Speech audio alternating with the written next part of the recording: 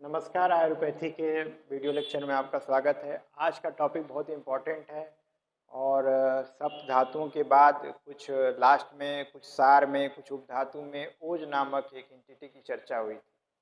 तो ओज जो है वह हमारे शरीर में किस प्रकार कार्य करता है और ओज को लेकर के आयुर्वेद का कॉन्सेप्ट क्या है, या इम्यूनिटी से हम कोरिलेट करते हैं, वो मॉडर्न कोरिलेशन है। लेकिन ओज अपने आप में बहुत महत्वपूर्ण एंटिटी है। आयुर्वेद के जो चिकित्सा शास्त्र है, जिसमें हम लोग व्याधि की चिकित्सा करते हैं, उसमें अगर ओज का आप सामंजस्य नहीं बैठा रहे हैं तो चिकित्सा में सफलता मिलने में संशय हो सकता है।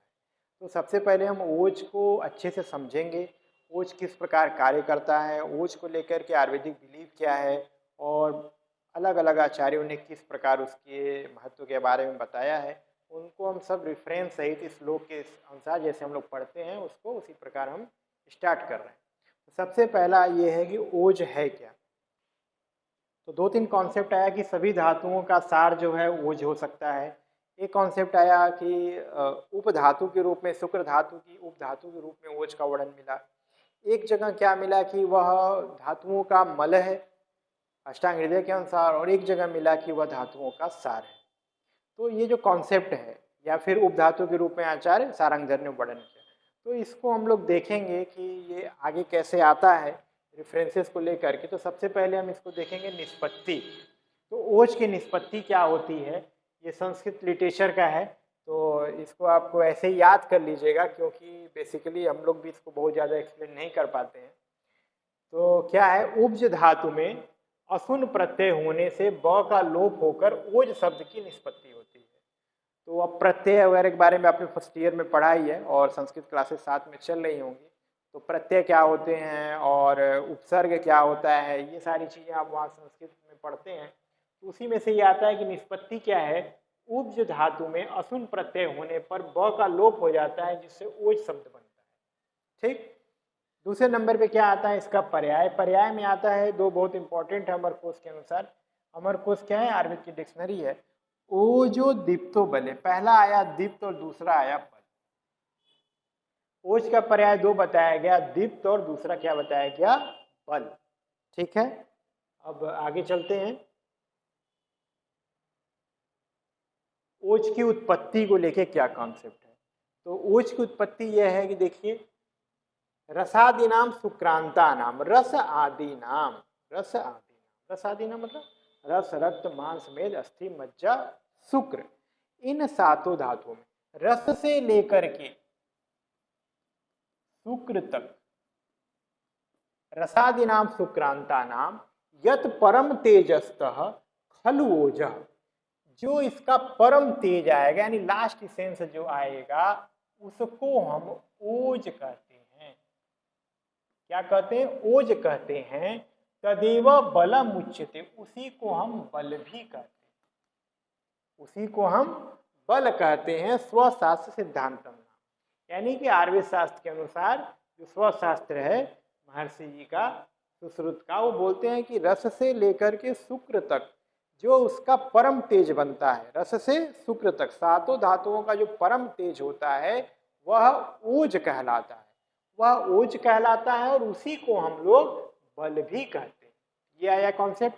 चरक जी क्या कहते हैं, प्रथमम जायते ही ओज, यानी कि जो शरीर में प्रथम उत्पन्न होता है, सर्वप्रथम जो उत्पन्न होता है वो क्या होता है, ओज होता है।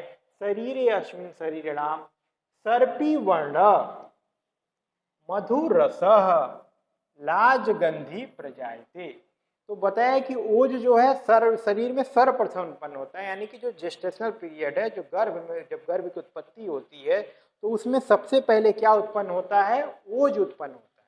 सबसे पहले क्या उत्पन्न हुआ, ओज उत्पन्न हुआ। उसका कैरेक्टर क्या बताया, सर्पी वर्ण। सर्पी वर्ण माने घृत के वर्ण के समान होता है, सर्पी वर्ण। मधु रस, मधु रस, मधु यानी हनी के रस के समान होता है।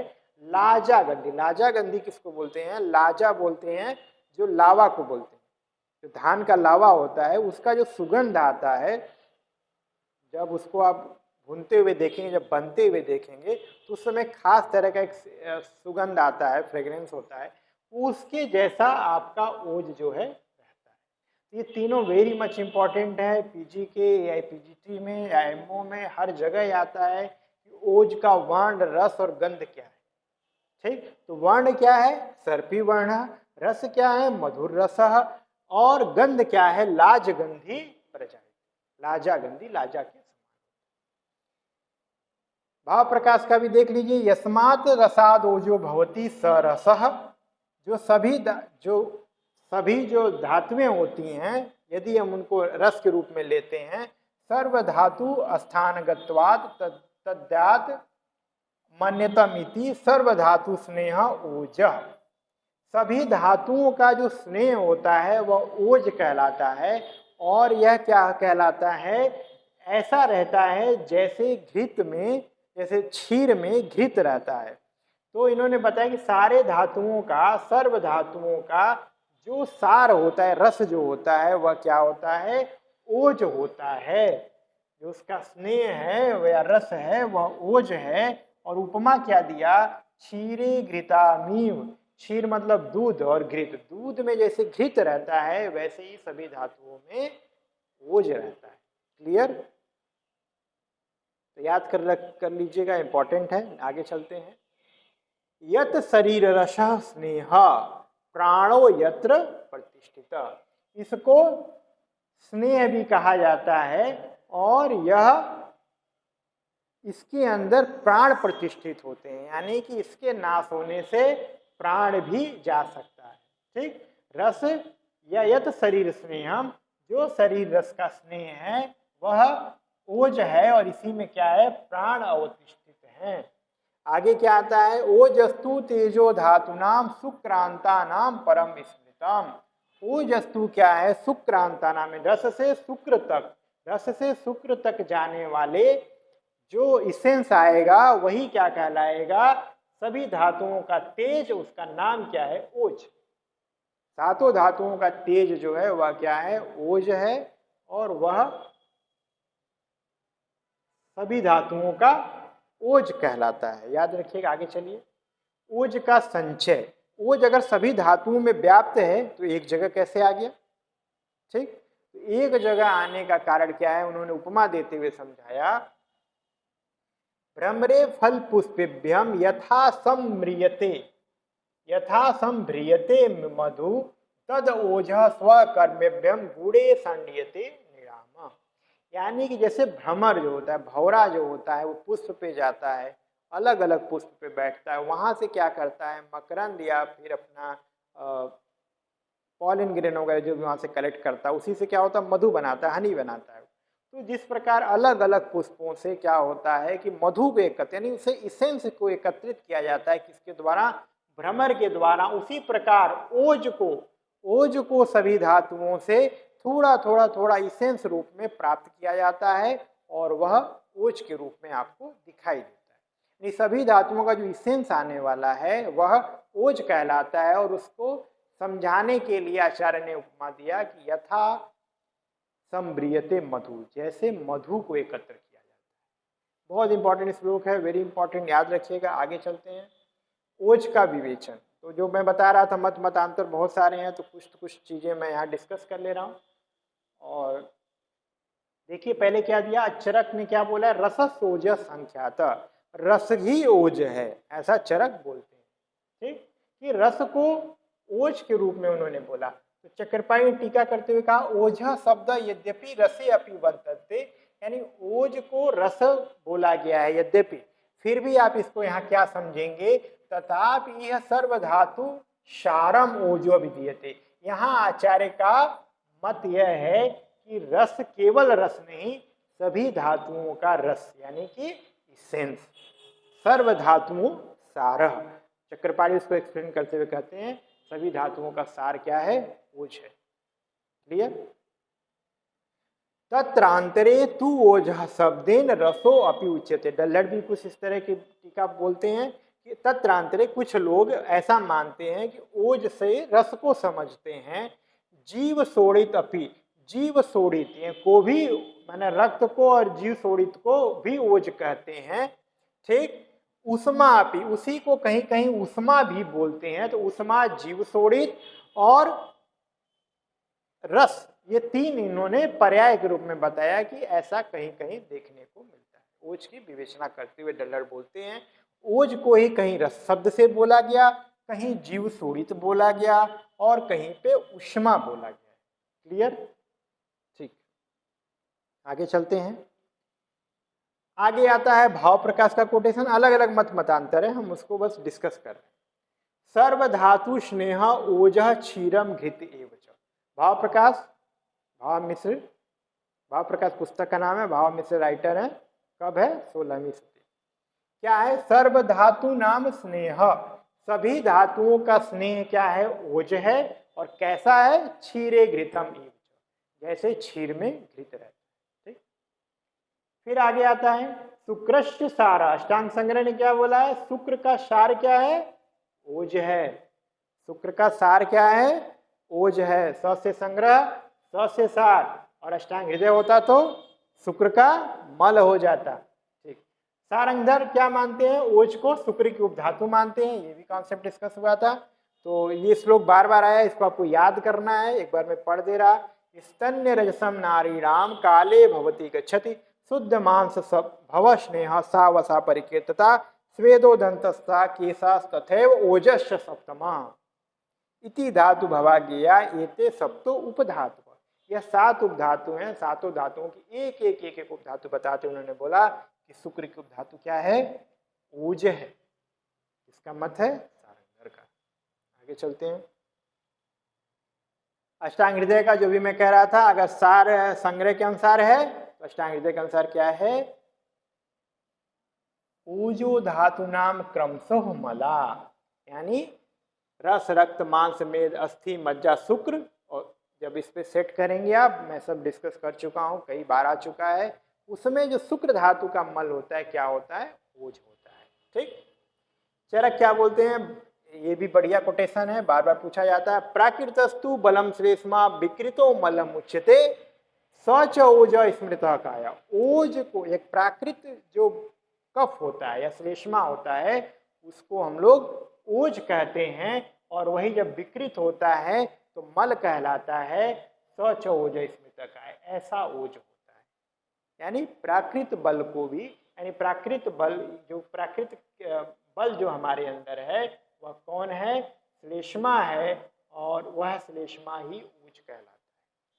एक ओपिनियन ये है। क्लियर हुआ? आगे चलें। खलु ओजस तेज बलमिति उच्यते स्वसात सिद्धांत। अभी लास्ट आया था, उसमें भी यही दिया है कि सभी धातुओं का जो तेज होता है वह क्या होता है? ओज कहलाता। उसी को हम लोग बल भी कहते हैं। ओज को प्राणायतन कहा गया, ये भी याद रखिएगा। ओज को प्राणायतन, इसमें प्राण रहते हैं, ऐसा कहा जाता है। ठीक, आगे चलते हैं। आगे आया धातु नाम तेजसी रसे तथा जीव शोड़िते श्रेष्ठम प्राकृते वैद्य ओज सब प्रकृति। यानी धातुओं का तेज है, रस है, जीव शोड़ित है, श्लेष्मा है, ऐसा वैद्य लोग जो है ओज को बोलते हैं। ठीक, मादरी के द्वारा पर्याय दिया गया। प्राणी नाम पुनर्मूलाहारो बल वर्णो ओजस रस। प्राणियों का जो मूल है वह आहार है, और वही जो आहार होता है बल और ओज को देने वाला होता है। ठीक, बल वर्णम ओजसाम, उसी आहार से जो आपका ओज बनता है। ठीक, तो जाहिर सी बात है सीक्वेंस है, आहार रस से फिर रस रक्त मांस ऐसा बनते जाएगा, वही कॉन्सेप्ट है। आगे चलें। आगे कुछ मत मतांतर आ रहा था तो उसको हम लोग यहाँ देख लेते हैं। ओज को लेकर के कुछ स्वरूप को लेके आता है। तो आचार्य चरक क्या बोलते हैं? रक्त ईसत पीतकम, जो ओज का स्वरूप है कैसा है? रक्त ईसत पीतकम है। सुश्रुत क्या बोलते हैं? शुक्ल पीताभ, शुक्ल और पीत वर्ण का है। वाग्भट क्या बोलते हैं? ईसत लोहित वर्ण का है, ईसत लोहित पीतकम। चक्रपाणी क्या बोलते हैं? श्वेत वर्ण का होता है। काश्यप क्या बोलते हैं? अश्याव रक्त पीतक होता है। और डलढड़ क्या बोलते हैं? श्वेत तैल छौद्र वर्ण का होता है। ये ओज का क्या है? विभिन्न मतांतर है, उसका स्वरूप कैसा है वेरी इंपॉर्टेंट है, इसको याद कर लीजिएगा, इसका स्क्रीनशॉट ले लीजिए।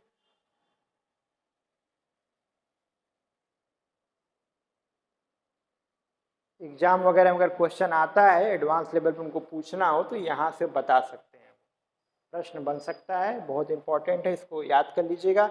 और अगर यूजी में भी हैं और एग्जाम में आप ओज विवेचना करते समय इस चार्ट को बनाते हैं तो आपको अच्छे मार्क मिलेंगे। ठीक है, अगर 2-3 भी लिख पाते हो तो भी पर्याप्त है, बट याद करने की कोशिश करेंगे तो सब याद हो जाएगा। ठीक, आगे चलें। अब आता है ओज का स्वरूप और गुण, तो वो सारी चीजें थोड़ा थोड़ा आपको यहाँ पे मिलेगा जो चार्ट आपको तैयार करना। क्या आया? ओजा पुनर्मधुर स्वभावेन। ओज क्या होता है? मधुर स्वभाव का होता है। चरक जी क्या बोलते हैं? गुरु शीत मृदु शर्षणम बहलम मधुर स्थिरम प्रसन्नम पिछलम स्निग्ध ओजो 10 गुण स्मृतम। ये 10 गुण आपको ओज को याद करने हैं। ठीक है, बहुत इंपॉर्टेंट है। गुरु शीत मृदु लक्षण बहल मधुर स्थिरम प्रसन्नम पिछलम स्निग्ध ओजो 10 गुण स्मृतम। तो गुरु होता है, शीत होता है, मृदु होता है, सक्षण है, बहल है, मधुर है, स्थिर है, प्रसन्न है, पिछल है, स्निग्ध है। ये 10 गुण क्या है? ओज के बताए गए, इसको याद रखना। फिर आता है सुश्रुत में ओजा सोमात्मकम। ओज क्या है? सौम्य गुण या जल महाभूत वाला होता है। स्निग्धम शुक्लम शीतम स्थिरम सरम विविक्तम मृदु मृत्सनम च प्राणायतनम उत्तम। ये कुछ कैरेक्टर बताया, बोला कि जो प्राणायतन होते हैं, जिसमें प्राण रहते हैं, उसमें यह श्रेष्ठ माना जाता है, उत्तम माना जाता है। ठीक, ये वाला श्लोक याद कर लीजिएगा चरक जी का। फिर आता है प्रथम ही जायते ओजः शरीरस्मै शरीराम सर्पी बड़ा मधुरस लाजा गंधे प्रजायते। ये श्लोक डिस्कस हो चुका है, ये याद कर लीजिएगा। चरक जी का वही आता है जो वहां पे कॉन्सेप्ट हमने पढ़ा था, उसमें क्या था? रक्त ईसत सपीतकम। ठीक, हृदय तिष्ठित यद शुद्धम रक्त ईसत सपीतकम शरीरे ओझा शरीर संख्याता तन नासाद विनश्यति। ओज जो है हृदय में स्थित होता है और ईसत पीत वर्ण का होता है, रक्त ईसत पीत सपीतकम होता है और इसके तन नासा विनश्यति, इसके नाश होने से मनुष्य की मृत्यु हो जाती है। तो हम देख रहे हो प्राणायतन भी है, प्राण जिसमें रहते हैं। ठीक है, आगे चलें। ओज का पोषण कैसे होता है? ओज का पोषण क्या है? सामान्य पोषण है, जिससे सभी धातुओं का इसका भी होगा। पुष्यंती त्वग आहार रस रस मांस में अस्थि मज्जा मेदो शुक्रो ओजासी। ओज यानी जो भी हम आहार रस खाते हैं, जो उससे आहार हम लेते हैं, उससे जो आहार रस बनेगा वह क्या करता है? रस रक्त मांस में अस्थि मज्जा शुक्र के साथ ओज की भी पुष्टि करता है। ठीक, आगे चलें। ओज का स्थान क्या होगा? हृदय तिष्ठति, हृदय में रहता है। कहाँ रहता है? हृदय में रहता है। रक्त सपीतकम, रक्त और पीत वर्ण का होता है। अष्टांग हृदय भी बोलते हैं, हृदय में रहता है। व्यापी देह स्थिति निबंधनात्, देह की स्थिति को बना के रखता है। चरक भी जो बोलते हैं तत् हृदयम, वह भी हृदय में रहता है। परम ओजस्य, तो पर अपर का कॉन्सेप्ट अभी आने वाला है। तो श्रेष्ठ ओज होता है और पर ओज जो होता है वह हृदय में रहता है, और पूरे जो वाहिनियों में और सर शरीर में वो क्या है? अपर ओज रहता है। प्राणाश्रय अस्थो ओजसो अष्टो बिंदु हृदय, हृदय में आश्रित है, 8 बिंदु का होता है। यानी पर ओज जो होता है वह 8 बिंदु का होता है और हृदय में आश्रित रहता है, याद रखिएगा। आगे चल रहे हैं, ये भी सेम कॉन्सेप्ट है। तत् परम ओजस्य, परम ओजस्य यानी पर ओज जो कहाँ रहता है? तत्र स्थानम तत् चैतन्य संग्रह हृदयम महदर्थ तस्मात् उत्तम चिकित्सते, हृदय में रहता है। कौन रहता है? पर ओज रहता है। पर ओज कैसा रहता है? 8 बिंदु वाला रहता है। तेन मूलेन महता महामूला मता दशा ओजो वहा शरीरे अश्विन विद्यते संबंधता। वहीं से क्या होता है? जो महामूल है या जो धमनियां हैं, वो 10 धमनियां जो हैं वो पूरे शरीर में ओज को वहन करती हैं। जो वहन करती हैं वो अपर ओज होता है, और जो वहां पे रहता है वो क्या होता है? हृदय में, वह पर ओज होता है। ठीक, क्लियर? ओज का प्रमाण और भेद जो चर्चा हो रही थी, अब वो आ गया कॉन्सेप्ट। देखिए, पहले तो बताया गया कि श्लेष्मा अर्धंजलि श्लेष्मा चौ ओजस्य, तो आधा अंजलि ओज होता है, ये कॉन्सेप्ट हुआ। दूसरे नंबर पे आया ततश्चपि परम अपरम भेदनम द्विदनम, पर और अपर यानी कि एक श्रेष्ठ परत्वम प्रधानत्वम अपरत्वम अप्रधानत्वम, एक श्रेष्ठ ओज और एक निकृष्ट यानी उसे प्रधान और अप्रधान वाली का बात है। प्रधानम जो होता है परम होता है और जो अप्रधान होता है वो अपर होता है। तो दो भेद होता है, पर और अपर, ठीक, पर ओज और अपर ओज। तत्र यतः परम अष्ट बिंदुतम, जो 8 बिंदु वाला होता है वह हृदय में स्थित रहता है, हृदय तिष्ठति, उसको पर ओज बोलते हैं। यत ततो बहुत तद अपरम शरीरम पीड़यति, और जो अपर होता है वह पूरे शरीर में पीड़न करता है। तो चक्रपाणी ने इसको और एक्सप्लेन करते हुए और क्या बताया कि यह दो तरह का हो गया, परोज अपरोज। परोज क्या होता है, प्राण सरे ओजसो अष्टो बिंदु व हृदय आश्रित, जिसमें प्राण आश्रित है वह अष्ट बिंदु होता है और हृदय पे आश्रित है। अपरोच जो बताया गया है वह अर्धांजलि प्रमाण का होता है और धमनी और हृदय के से होते हुए पूरे शरीर में वहन होता है। ये कॉन्सेप्ट क्लियर हुआ। परोच कहाँ होता है, हृदय में होता है, और अपरोच क्या होता है, पूरे शरीर में होता है। अपरोच का प्रमाण जो होता है अर्धांजलि होता है, और जो परोज होता है उसका प्रमाण अष्ट बिंदु होता है। क्लियर। आगे चलें, ओज का कार्य। ओज का कार्य क्या होगा, तत्र बलेन, तत्र बलेन स्त्रोपचित मांसानाम सर्वचेष्टा स्वप्रतिघात स्वरवाण प्रसादो बायाभ्यंतरणाम करणम, करणम मतलब इंद्रियां, आत्म कार्यम प्रतिपत्ति भवती। तो यह क्या होता है, बल देता है, स्थिरता देता है। स्थिर पचति मांसा नाम, ये हमारे शरीर को बल देता है और स्थिरता प्रदान करता है। सर चेष्टा स्वप्रतिघात, सभी चेष्टाओं को जो कायिक वाचिक मानसिक है उस पे उसको नियंत्रित करता है, उसको देने वाला है। स्वर्ण वर्ण का प्रसादन करने वाला है। बाह्याभ्यंतर जो भी करण है, यानी कि जो ज्ञानेन्द्रियां और कर्म इंद्रियां हैं उनको भी उनके भी कार्यों को संपादित करने वाला है। ठीक। चरक ने एक और कॉन्सेप्ट दिया, प्राकृत स्तंभ बलम श्लेष्मा विकृतो मलम उज्जते सच ओज स्मृति का। जो प्राकृत बल होता है वह, जो श्लेष्मा होती है वह बल या ओज कहलाती है, वही विकृत होने पे मल कहलाती है। उसी को हम लोग क्या बोलते हैं, ओज बोलते हैं। याद रखिएगा, आगे चलें। ओज क्षय के कारण, वेरी इंपॉर्टेंट, याद रखिएगा। अभिघातात क्षयात कोपात शोकात ध्यानात श्रमात क्षुधः ओझ संक्षीयते ही अव्यम धातु ग्रहणाम स्मृतम। याद क्या करना है, अभिघात से, क्षय से, कोप यानी क्रोध से, शोक से, ध्यान अत्यधिक चिंतन करने से, चिंता करने से, श्रम करने से, भूख से ओज का क्षय हो जाता है। ठीक। एक और वेरी इंपॉर्टेंट कॉन्सेप्ट है, ये क्या आता है, वात श्लेष्म क्षय पित्तम त ओजः देह ओजो संश्रेत, मतलब संसन, संसन मतलब कम कर देता। क्या, वात और कफ की क्षय होना, वात और कफ का क्षय होना एंड पित्त की वृद्धि, पित्त की वृद्धि। वात और क्षय की स्थिति में पित्त की वृद्धि होने पर वो आगे बढ़कर के ओज का क्षय कर देता है, ऐसा मत आचार्य चरक का है। याद करिएगा, ये बहुत इंपॉर्टेंट है। ठीक है, नेक्स्ट चलें। ओज क्षय के लक्षण, ये भी बहुत इंपॉर्टेंट श्लोक है, याद कर लीजिएगा। विभेति दुर्बलो अभिक्षणम, विभेति दुर्बलो अभिक्षणम ध्याति व्यथीन्द्रिय दुष्छाय दुर्मना रुच्छ क्षामस्य ओज क्षय। यानी कि विभेद यानी भयभीत होगा, जिसका ओज क्षय होगा क्या होगा, वह भयभीत होगा, दुर्बल होगा। अभिक्षणम ध्यायाति व्यथीन्द्रियम, उसको ध्यान मग्न रहेगा, आप उस प्रेजेंस ऑफ माइंड उसका नहीं होगा, वो आएगा, खत्म हो जाएगा। दुष्छायो दुर्मना रुच्छ, दुष्छाया उसकी प्रभा कांति जो होगी वह डल हो जाएगी। दुर्मना दुर्बल मन का होगा, रुच्छता होगी, क्षाम होगा, यानी कि दिनहीन रहेगा। ओज क्षय के यह लक्षण है, वेरी इंपॉर्टेंट, याद रखिएगा। आगे चल रहे हैं, ओज क्षय की चिकित्सा कैसे करेंगे आप। तो चिकित्सा तो आगे भी डिस्कस होगा कई बार, लेकिन हम यहाँ एक बार समझ लेते हैं। तो कुछ इंपॉर्टेंट था इसलिए मैंने यहाँ इसको ऐड किया। इंपॉर्टेंट क्या है देखिए, तद महत्व ता महामूलास्तजेव परिरक्षिता परिहार्या विशेषेण मनसो दुख हेतव। तो ऐसी चीजें जो मन को दुखी करती हो, अगर हम उसका सेवन करेंगे तो क्या होगा, ओज का क्षय होगा और उसका अपरिहार्य कर दिया जाए। ओज को ऐसा जो मन को दुखी करने वाले कारण हैं उनको हटा दिया जाए तो क्या हो जाएगा, हमारा ओज वृद्धि होगी।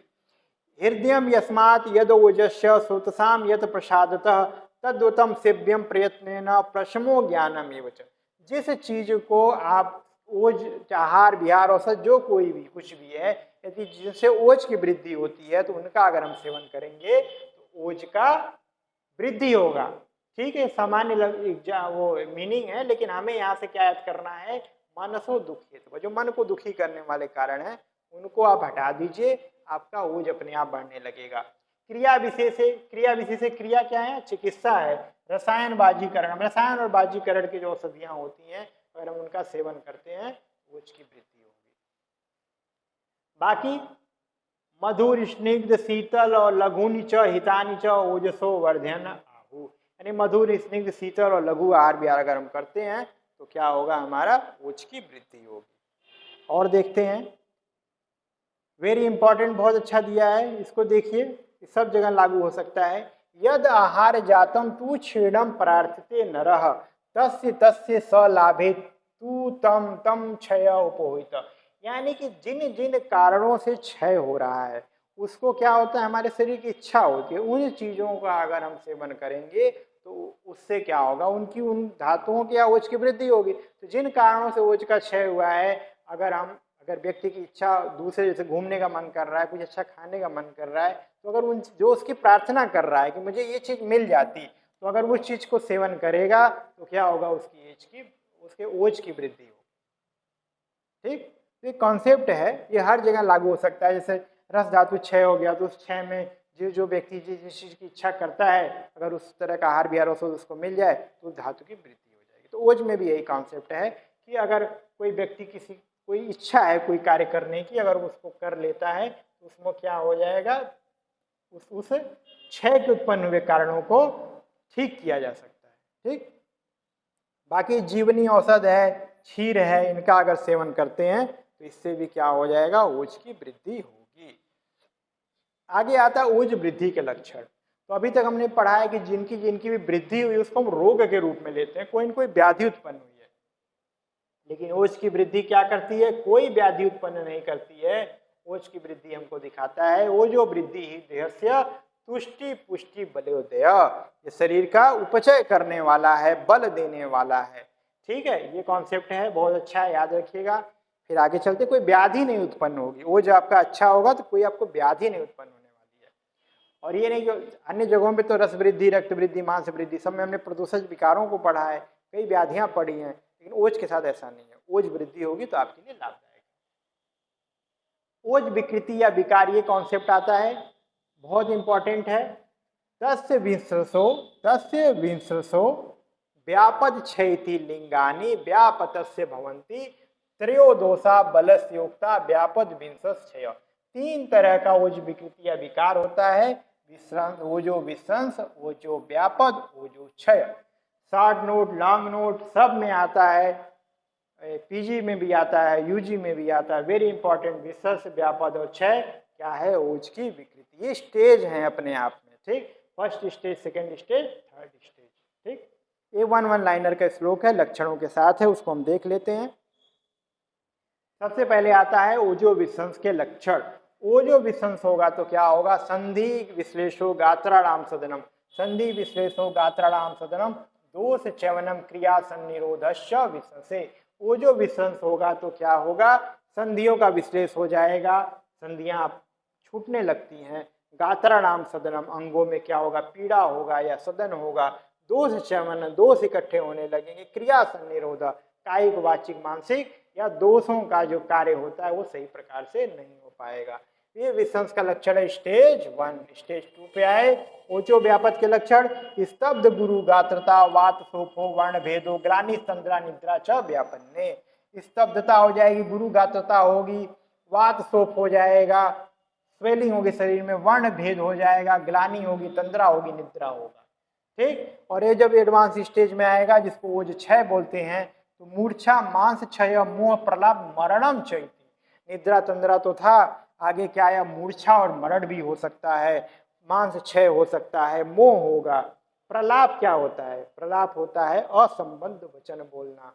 ठीक है, बोलना कुछ चाह रहे हैं, बोल कुछ रहे हैं, तो ऐसी चीजें क्या कहलाती हैं, प्रलाप कहलाती हैं।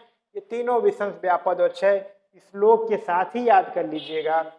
अलग अलग याद करेंगे वो कन्फ्यूजन होगा, और इस वजह से क्या करिए, एक एक लाइन का श्लोक है, बहुत ईजी है, 6-7 बार याद करेंगे तो याद हो जाएगा। आगे चलें।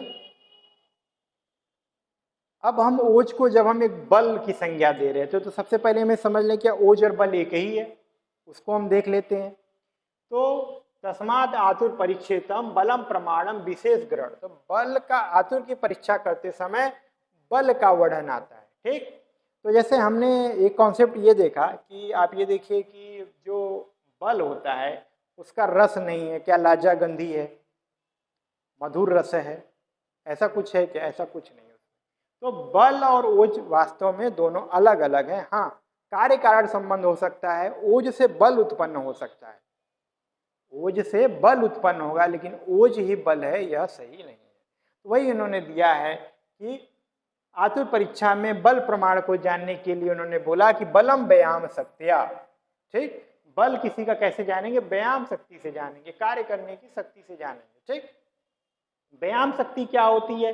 व्यायाम शक्ति चैती परिश्रम कर्म शक्तिया परीक्षा कर्म शक्तिया, यानी कि जो व्यायाम शक्ति भी क्या होती है? कर्म करने की शक्ति को हम समझते हैं। तो ऐसे में क्या है, ओज का इसका कोई लेना देना नहीं है। ओज में रस होता है, वर्ण होता है, कैरेक्टर होता है, गुण होता है, ऐसा बल में कुछ नहीं मिलता है।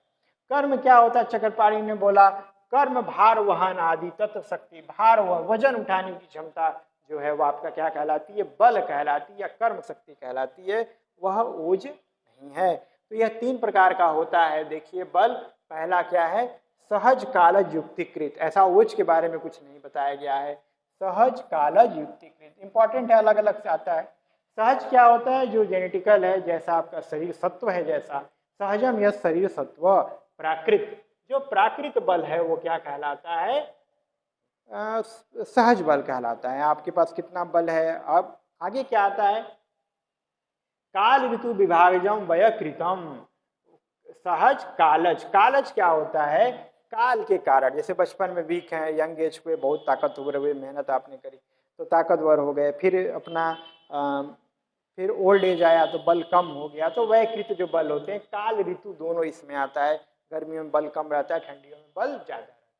युक्तिकृत क्या होता है? पुनः आहार चेष्टा नाम। युक्ति क्या होता है? हम कमजोर हैं लेकिन हमने युक्ति लगाई, हम जिम ज्वाइन किए, हम पाउडर खा रहे हैं, पता नहीं क्या क्या कर रहे हैं उसमें, तो इस तरह से हमने अपने बल को बढ़ा लिया। वैक्सीन वगैरह भी लिया, उससे भी हमने अपना बल बढ़ाया। आहार और चेष्टा के द्वारा हम अपने बल को बढ़ाते हैं। ये होता है 3 तरह का बल। वेरी इंपॉर्टेंट है, याद रखिएगा। क्वेश्चन 2-3 जगह से आता है। सबसे पहले तो संख्या से आता है, बल वृद्धि कर भाव कितने होते हैं? बल वृद्धि कर भाव कुल 13 होते हैं जो बल की वृद्धि करते हैं। तो उसमें कॉन्सेप्ट क्या आता है? तद्यतम बलवत पुरुषे देशे जन्म। ठीक, बलवान पुरुष के देश में जन्म लेना। ठीक, बलवान पुरुष के देश में जन्म लेना, जैसे पंजाब हरियाणा, यहाँ के लोग शरीर से ज्यादा मजबूत है, तो वहां पे क्या है? वो बलवत पुरुष से देश है, देश है, देश में और जन्म। तो देश में यानी पंजाब हरियाणा, जन्म क्या हुआ? ऐसे कुल में जन्म लेना जहाँ पे लोग प्राय सभी की हाइट अच्छी है, वेल्थ अच्छा है, बिल्ड क्वालिटी अच्छी है, तो उस तरह से क्या होगा? क्या देश और कुल को आपको शरीर अच्छा मिलेगा, बल आपका ज्यादा रहेगा। बलवत पुरुषे काले च। ठीक, इसको अगर आप सही से समझेंगे तो बलवत पुरुषे देशे जन्म बलवत पुरुष। ठीक, ये 2 हो गया। फिर आया काले च, ऐसे समय में जन्म लेना, जैसे जब बीमारियां कम है, ठंडियों में जन्म लेना, उसमें बीमारियां कम होती, तो ऐसा होना। सुखस्य कालयोग, कालयोग अच्छा होना, आदान विसर्ग को। बीज क्षेत्र गुण माने माता पिता का जो बीज है, यानी शुक्र और स्पर्म है, अच्छा क्वालिटी स्पर्म और ओवा अच्छी क्वालिटी का होना, अच्छा आहार को लेना, अच्छे शरीर से बनना, साथ में अच्छी चीजें साथ में होना, सत्व अच्छा होना, मन अच्छा होना, स्वभाव संसिद्धि, स्वभाव से ही ताकतवर होना, बलवान होना, यंग एज का होना, कर्म के द्वारा होना, खुशी प्रसन्नता, जो प्रसन्न रहते हैं उनका भी बल अधिक रहता है। ये कुछ कारण बताए गए हैं जो बल को बढ़ाते हैं, बल की वृद्धि करते हैं। इसी से मिलता जुलता एक और टर्म आता है, उसको हम लोग देख लेते हैं, उसको बोलते हैं शरीर वृद्धि कर भाव। ये भी इंपॉर्टेंट है, बार बार एग्जाम में आता है। शरीर जैसे उसकी संख्या 13 है, ऐसे इसकी संख्या कितनी है? 4। ठीक, कार्य न शरीर वृद्धि कराश्रम भावा भवंती, शरीर की वृद्धि के 4 भाव बताए गए हैं। कालयोग स्वभाव संसिद्धि आहार सौष्टम अविघातम शि। ठीक, कालयोग क्या होता है? नित्य गौर आवस्थिक, नित्य गौर आवस्थिक। कालयोग है समय ऐसा है कि बल्कि शरीर की वृद्धि होता है, समय के साथ धीरे धीरे आदमी बढ़ता जाता है। अवस्था वाला बात रहती है तो यंग एज में और बाल युवा वृद्ध वो वाली स्थिति है। और ऋतुएं भी हैं, ऋतुएं मतलब गर्मी की ऋतु, ठंडियों की ऋतु में आदान विसर्ग का जो कॉन्सेप्ट है वो। स्वभाव संसिद्धि, स्वभाव से ही बल अधिक है। ठीक, आहार सौष्ठव, आहार सौष्ठव अच्छा आहार विहार लेना। अष्टाहार विधि विशेष आयतन आहार विधि विधान द्वादश आसन प्रविचार जहाँ करके हम अपने शरीर की वृद्धि कर सकते हैं। ठीक, फिर आता है अविघात, रोग आदि का ना होना। अगर आप बार बार बीमार नहीं पड़ेंगे तो धीरे धीरे क्या होगा, आपका शरीर का वृद्धि होगा। तो शरीर वृद्धि कर भाव 4 होते हैं, बल वृद्धि कर भाव कितने होते हैं? 13। एडिशनल टॉपिक था, उससे मिलता जुलता था, इसलिए मैं आपको यहाँ बता दिया, उसको आप याद कर लीजिएगा। और यहाँ पे लेक्चर आपका ये समाप्त हो रहा है। अगर आपको पसंद आ रहा है ये लेक्चर तो इसको लाइक करिए, सब्सक्राइब करिए और कमेंट जरूर करिए। Thank you.